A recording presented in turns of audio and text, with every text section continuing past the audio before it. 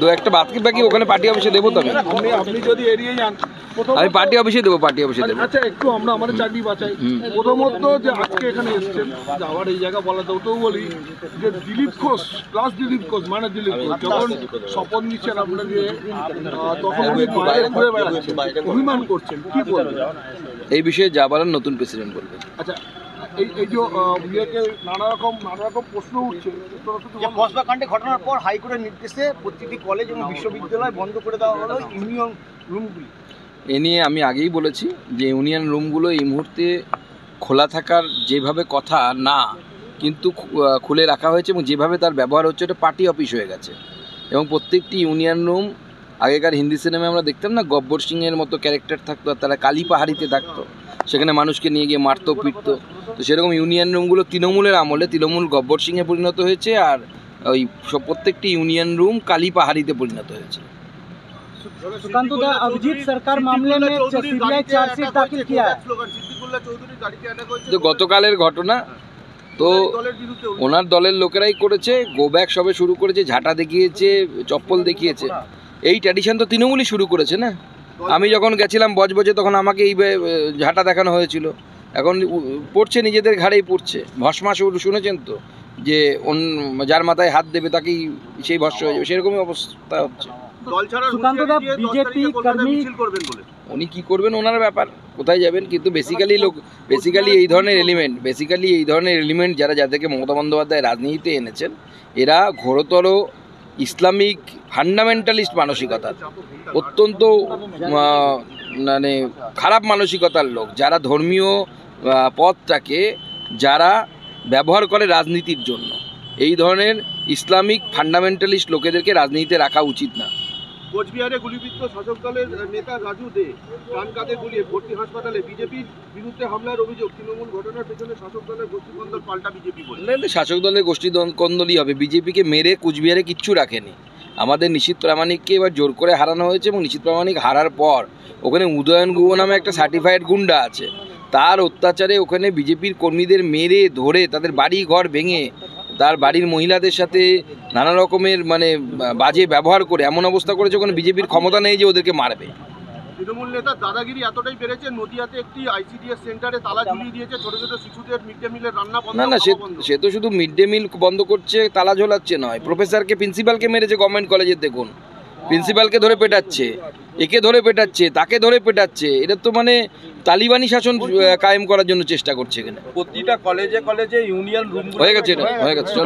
हिंदी अभिजीत सरकार जो बीजेपी कर्मी थे 2021 में खून हुआ था सीबीआई इस मामले में चार्जशीट दाखिल किया है। नहीं चार्जशीट दाखिल किया है और चार्जशीट में तृणमूल कांग्रेस के एमएलए काउंसिलर पुलिस ऑफिसर को भी नाम है विधायक भी है विधायक परेश पाल का भी नाम है और बाकी वहाँ पे जो काउंसिलर है उनके नाम है और पुलिस सबसे इम्पोर्टेंट मोस्ट इम्पोर्टेंट पुलिस जो वहाँ पे चार्ज में था उनका नाम आया है।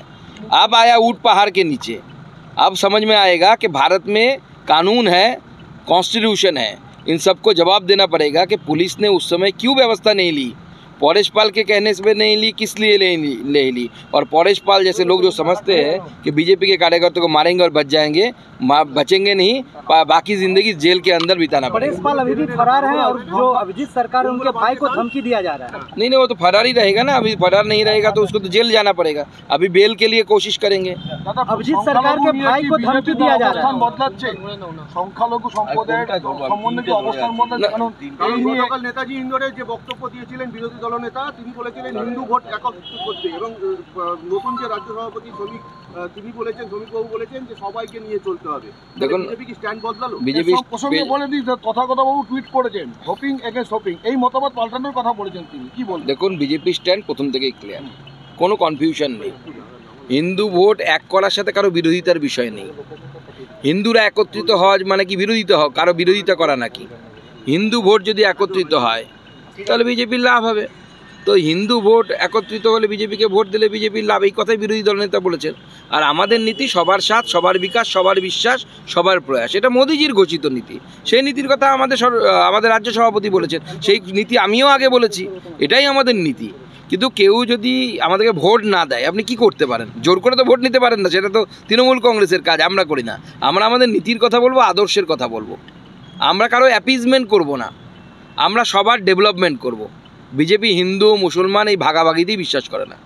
বিজেপির যে পঞ্চনিষ্ঠা, সেই পঞ্চনিষ্ঠার মধ্যে একটি নিষ্ঠা হচ্ছে সর্বধর্ম সমভাব। পরিষ্কার লেখা আছে, সব ধর্মের সাথে একই ধরনের আচরণ। এখন ভারতবর্ষে হয় না, ভারতবর্ষে সেকুলারিজমের নামে উল্টো জিনিস হয়, অ্যাপিজমেন্ট পলিটিক্স হয় একটা ধর্মের। মানে আপনারা দেখেছেন আগে আমাদের সরকার আসার আগে রাষ্ট্রপতি ভবনে ইফতার পার্টি হতো, কিন্তু দুর্গা পুজোর পর আমাদের দশমীর ইয়ে হতো না, দশমীর জন্য কিছু হতো না, বা দীপাবলির পরেও হতো না। এই যে অ্যাপিজমেন্ট পলিটিক্স, আমরা এর বিরোধী। অ্যাপিজমেন্ট পলিটিক্স নয়, দরকার নেই। আমরা সবার ভালো চাই। আমরা চাই মুসলিম ছেলেরা হাতে পাথর ছেড়ে দিক, হাতে কম্পিউটার নিক, হাতে বই নিক। রেশন দোকানের মাধ্যমে মহাপ্রসাদ দেওয়া হচ্ছে, যেটা মমতাদি করেছে। দেখুন এই বিষয়টা নিয়ে হিন্দু ভোট হারিয়ে যাওয়া হিন্দু ভোটকে টেনে আনার একটা তিনি চেষ্টা করছেন বলে দেখুন, এই বিষয়ে আমি বলবো না, এই বিষয়ে জগন্নাথ দেবী বলে দিয়েছেন, রথের চাকাও ঘোরেনি, নারকেলও ফাটেনি। এ খুব ভালো লক্ষণ নয়, মুখ্যমন্ত্রীও বুঝতে পারছেন। এরপরে ভোটের আগে দৈতাপতিকে ডেকেও পাঠাবেন, বাড়িতে যজ্ঞ করাবেন, সে খবর আমার কাছে আছে। যতই যজ্ঞ করেন, এবার জগন্নাথ দেব আর হাত রাখছেন না। লাস্ট কোশ্চেন দাদা, দিলীপ ঘোষ আসন্ন বিধানসভা নির্বাচনে কতখানি ফ্যাক্টর হবে বিজেপি এবং বিরোধীদের মধ্যে? সে তো দেখুন, দেখুন আমিও জ্যোতিষী নই, আপনিও জ্যোতিষী নই, তো ভবিষ্যতে কি হবে সেটা নিয়ে এখনই স্পেকুলেশন করে কি লাভ? দিলীপ ঘোষ আমাদের পার্টির নেতা, এ বিষয়ে কোনো সন্দেহ নেই। পার্টি সিদ্ধান্ত নেবে, এবং যেহেতু উনি সর্বভারতীয় স্তরে লাস্ট পদে ছিলেন, ওনার ব্যাপারে সিদ্ধান্ত নেওয়ার অধিকার রাজ্য বিজেপির নেই।